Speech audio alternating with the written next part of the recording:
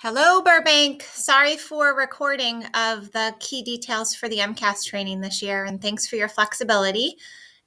So my goal is to provide a brief overview of test administration information for you because you're either going to be a test administrator or you may be in a classroom where students are taking the test. So I wanted to just make sure you're aware of the expectations. I want to start by telling you that there is nothing new this year. The only thing that is different this year is last year when students were remote or hybrid, there was only one session in each content area for MCAS. This year, things are resuming back to two sessions in each content area. And so that's important to know. Other than that, if you've been a part of MCAS life in years past, the only thing that may be different is the materials that I'm actually going through with you because I'm not sure what was actually shared with you. So you, in front of you, should have a test administration manual. I'm just going to click on the computer-based one that's also linked into the slides. So that's important for you to have. Of course, I think I have your name on it if you're a test administrator. In addition to kind of going through and highlighting the things that apply to your grade level test administration for both ELA and mathematics, I want to also make sure that you know that I've created a cheat sheet for you. And so you should also have this in your packet. It talks about the things that you should do prior to test administration, including coming to my office to get an envelope that looks like this that will have your roster attached to it. Sorry, I'm not good with the camera like this. And inside will be the testing tickets for your students. And you'll also be able to get some scrap paper if you haven't already found that yourself for your students. So these testing tickets in your roster will come back to my office at the end of each testing day as well, and there'll be a sign out for you to do that. And you can grab those between 8:15, probably earlier, and 8:40. So that's important for you to know, and that's highlighted here. It talks about, having the students go to the bathroom before testing, different responsibilities that you have about reporting irregularities, writing on the board, the question numbers students will be asking. Again, it's just a quick and easy, like everything that's the most important thing for you to hold on to that's inside of the test administration manual is on these 2 pages. There's also kind of a table of contents for you to quickly find the practice test instructions, which you'll do prior to testing, where you'll find the first session of ELA and mathematics. There's a questionnaire for students in grade 4 that automatically pops up on the screen after they're done with math. And then other troubleshooting. So that, again, this cheat sheet's helpful. I'm trying to think of what else is printed for you to engage in. There's also a non-disclosure document that I ask that everybody fill out. I have already put in the test and the district and school. So all you have to put is your first and last name and sign and date it. And you can pass that in to Jeff. He'll gather that for you. That's just saying that when you're in a student's test and you're looking at, helping them, especially with specific accommodations that are noted, you're not going to share information you see about the student responses or what you see in the test. So I just ask that everybody fills that out because, and I keep a record just in case we need to refer back to it. And then the other thing is I am prepared to have copies of do not disturb signs for you, both for your door if you want it, and then also in the hallways. You can also let me know if there are other protocols that you're used to in terms of like putting cones out with, quiet students testing in the hallway. And then also we're working on having hall monitor, maybe Laureen or Linda to be out there to help. If you have a student who needs to use the bathroom, they can escort them and they can kind of monitor the hallway as well. The other thing you're going to need to be able to do is to log into Pearson Access Next. So you should have received an email to alert you to reset your password. And you probably won't see everything I see because I kind of am the coordinator, but I did want to just point out where you can actually find your sessions if you go to testing or you go underneath the testing in blue and you select an action. You want to go to sessions. And you'll get a list of all of the sessions because that's just what happens. But to find yours, they are all listed first by grade level. Then you'll see the teacher's name and then the test that's being administered. So you would just click on the session that you're looking for, and you would go in and show students in sessions and control sessions. And it hasn't been prepared yet, so I apologize for that, but it's not time yet. But then you'll be able to see all of the students that are in the session right there. And when they're actually live and working, it will go live. And all of this is explained for you inside of the manual. Okay, so those were kind of the broad things I wanted to make sure you saw. And then I'm also just going to go through the slides real quick to make sure you have all the information that you need. I know we've set aside 30 minutes. You can also gather your questions if you have them. Jeff has a sign-in for you, so please be sure you sign your name to say you've been trained. And Jeff, feel free to pause this at any point and let people kind of process and ask questions if they have any.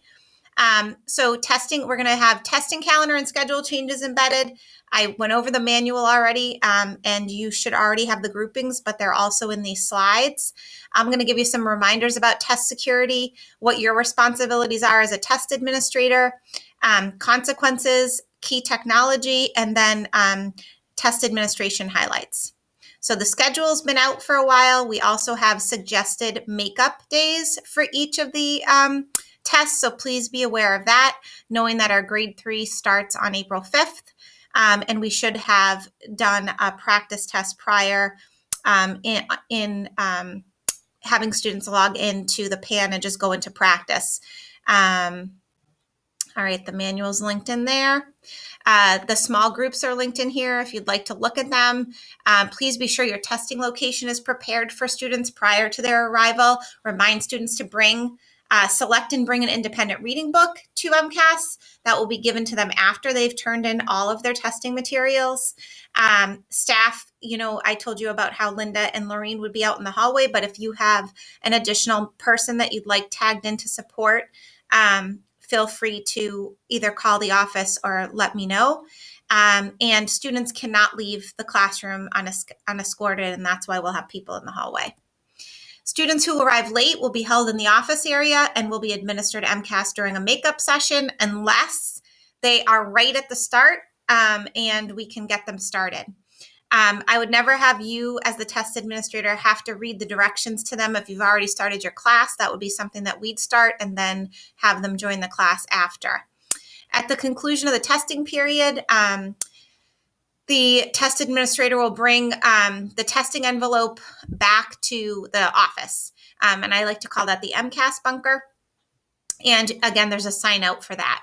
And we're going to be using these envelopes. Well, probably a little bit bigger version. I'm just using one from home. So again, the materials are locked up in my office after testing. You're never going to leave them in your classroom unsupervised. You're going to keep them with you. Each test administrator will be assigned an envelope. You're not going to have a box with all your supplies. And we're going to be counting what we are given and then counting what we bring back just to keep everything hunky-dory. And if you have a student that's testing and it's lunchtime and they're not done, we will find an alternate space for them. We'll kind of do a little sweep about lunchtime and come up with a plan. If there's only like 2 kids, maybe they'll come to my office. If there's like a lot of kids, we'll probably use the room near Wendy's room for them to have lunch and then continue testing. Students must be closely monitored to ensure they are not using their cell phones. Haha. That always makes me laugh when I say that with 3rd graders, maybe not 4th graders. And students may not return to a test session once it's been completed. Again, linked in here is that non-disclosure form that needs to get signed as part of this training. It's really important as a test administrator that you review the test administration manual. So now we can call it TAM. That's another fun abbreviation, and all relevant test security requirements before you administer the test. Make sure that you prepare the testing space. Again, I'll have signs for you if you'd like to use them. You'll be actively monitoring students and ensuring that students do not have access to unapproved materials. So it's important to be, aware of that. And then again, all of the security requirements that are outlined in TAM. In addition, you're going to monitor the testing process by circulating around the room frequently. That you may view students' tests on the screen for the purpose of reading aloud selected words during the mathematics test, or in order to assist a student who is having difficulty with the computer interface. Outside of that, you can clarify, you can restate the directions for students, but you're not going to hover over a student while they're taking the test to kind of read what their responses are. Ensure that students provide answers that are strictly their own and do not participate in any form of cheating. Do not give students any assistance or make suggestions for responding to any test question, and do not read, review, or change a student's response. You must not coach a student. And so examples of coaching, providing answers to a student. I'm just going to jump around. Spelling a word. Providing any manner of assistance that could impact a student's answers. So I'm not going to go farther into detail with that, but I'm sure you can engage with that at a later time. But you can help with tech issues. And if you're feeling stuck and you're not sure how to do it, just give the office a call or lean on I don't want you to open up to a colleague, but let us know and we will be there to help you. You can help kids log in. You can show them different buttons that they might not be able to find. You can show them how to move through the test using the arrow keys. Anything that has to do with technology, like the usage, you can help them with. You can't tell a student to use a specific tool. You can't say this is where you'd use the ruler. But you can show them where to find the ruler if they're asking where to find it. All right. And I talked about that 2-page overview document. And that was this page. Again, this is kind of the cheat sheet, like I told you before. So definitely spend a little bit of time with that. I think I'm just about 10 minutes, so I'm sorry if you're falling asleep. Related to consequences, which that word might make your heart beat a little faster. If there's irregularities in testing or misconduct, you can result in any or all of the following. So there could be an issue with reporting on the district, the school, invalidation, prohibiting school personnel from participating in future MCAS, possible licensure sanctions. I am not concerned about this. It's just something I'm mandated to say. So just be sure to speak up if there's anything that either feels wrong about the testing experience, and do follow the expectations in the manual. Once a student completes the test, they will click submit. Teachers will be able to verify submission using the testing console. And what that talks about is when you're in Pearson Access Next, and when you're monitoring, these little buttons will be green if they're in there. It'll let you know where they're at. And you can kind of see that when they say they're complete, you'll be able to see it here on the dash. If being in on this dashboard is not something that you've done before, come and see me and I'll get you comfortable with it. And I'll also be a resource to you if you get stuck, because I will have all of these up on testing day as well on my own computer, and can help with all of the monitoring. All right, getting there.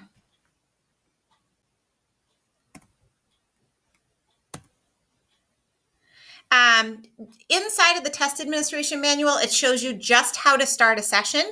And if this, again, is something that you have not done before, that you are a little unsure about, I'm happy to show you. I'm also happy to help you get started. And I'm also happy to help you with locking and unlocking if that's something that you haven't done before. But I promise you, if you follow the directions in the TAM, it actually really does work exactly the way they tell you. All right. So again, just directions on getting started. This is all written out for you in the TAM. You're going to introduce the session. You're going to give out scrap paper. You're going to distribute the testing tickets. Every kid will get a testing ticket that's a full page. I don't make the little ones just so that it doesn't get lost. So you'll have that. You'll on the Chromebook itself, I think you'll notice it's the same as in the past. There's a little button down at the bottom before you have the kids sign into the Chromebook. That's for Pearson Access Next, and that's where they're going to click to sign in. You're going to read everything in the test administration manual, even if it makes the kids laugh, and then you'll get them started on the session. Midway, you can offer the kids a break, stretch break. You can remind them to use the review button that's in Pearson Access Next to help them see which questions they have left. And at the end, again, remind them to review and submit their answers. And again, this is all in the test administration manual. Lastly, just a reminder about the universal accessibility features that all students have access to, regardless of what if they're on an IEP or a 504 or anything. They can access the highlighting tool, the magnification tool, the line reader tool, eliminating answer choices, and flagging things as well. There's also volume control. There's a notepad in there. They can ask for certain things to be read aloud in math. I know we don't test science, but they can do it in math regardless. They can say to you, what is that word? And you can say, oh, that's selected. You can redirect any student's attention to the test. You can clarify directions when they're needed. And you can also, they also will have the writing tools of copying and pasting and all of those things. Where you can find the practice test, again, is once they've clicked on the test nav on the Chromebook, you can see circled here on the slide practice tests, and that's where they will log in. All right, so real quick, I haven't pressed stop yet, but I want to make sure that you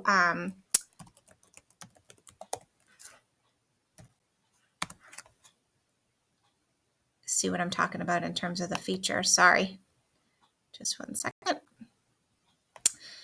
So when you're in, let's say, grade 4, and you go to the computer-based practice test, and I'm on ELA because I know that's the first one, you just start as a guest. I know you've done this before, but again, this is a good experience for the students. You can model what it's like to read the directions. It also gives you these things inside of the test administration manual for you when you look at practice test, again, noting the 17 questions. When you click start, pointing out for students what the arrows mean at the top and how they navigate that, where the review button is so they can see which questions how many questions in all, how many they haven't answered, and if they bookmarked any. All of the tools that are here in terms of the notepad, they can take notes on, it doesn't get saved. There's the answer eliminator. They also can use the magnifier. Yeah, you can see that there. And the line, I'm going to get rid of it. The line reader, again, that they can expand on. Oh, I don't like doing it that way. Sorry, but maybe somebody finds that helpful. The thing with these sometimes is like if you really point them out, they could serve as a distraction. So kind of being mindful of who needs these tools and then maybe highlighting it to showing them. But again, it's available for anybody who needs it. Let me just go to a question. I'll go to the next page. Let me pretend I read that. And I want to bookmark this question. I just want to show you what happens. And then I'm going to go to review. And what you'll see is one question's been bookmarked. It's question 1. And if I clicked on it, it would bring me to question 1. So that's kind of the tool there. All right. So that was the quick and easy. Reach out if you have any questions, and we'll figure this out together. Thanks.